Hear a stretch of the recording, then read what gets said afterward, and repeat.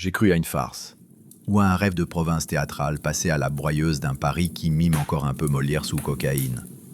Avignon, ça commence comme une erreur de caste. Un film de festival dans un festival. Trop de festivals, tu vois, ça déborde, ça sue le calicot et la tirade lyophilisée.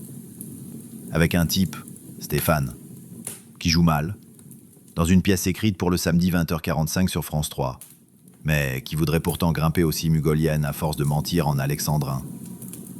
On dirait qu'il veut se sauver, mais qu'il oublie toujours de partir. On dirait surtout que le théâtre ici, c'est un déguisement pour érotiser la lâcheté. Et ça, Dionnet le sait.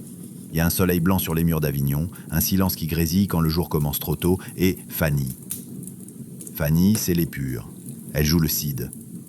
Elle joue sérieux. Elle joue dans la cour d'honneur comme si elle savait qu'on ne revient jamais vraiment du vers tragique. Stéphane l'aperçoit et ment. Il dit qu'il est Rodrigue. Il se prend au jeu. Il joue Rodrigue. Et il devient presque bon.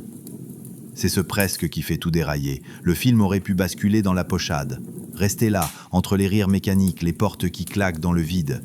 Mais non, il y a une lenteur bizarre qui s'installe, une fragilité dans la comédie comme si Dionnet refusait que ce soit simplement drôle. C'est pas drôle en fait. Ou plus exactement, c'est drôle comme une gêne qui finit par attendrir, un sourire qu'on ravale, une chute de texte, en coulisses. La mise en scène ? Une élégance bricolée. Pas de plans ostentatoires, mais des silences bien découpés, des plans fixes qui respirent, des zooms discrets qui font rimer les visages. Dionnet filme les corps comme des mots trop longs pour la bouche. Il laisse traîner les hésitations, les regards, les débuts de gestes. Il a compris peut-être que le théâtre n'est pas un art de la représentation, mais du décalage permanent, qu'on y ment pour mieux rater. Et puis, cette idée absurde, magnifique, un boulevard qui se frotte à Corneille, comme si Ma sœur s'incruste pouvait contaminer le Cid, comme si le vulgaire pouvait aspirer au sublime par friction accidentelle.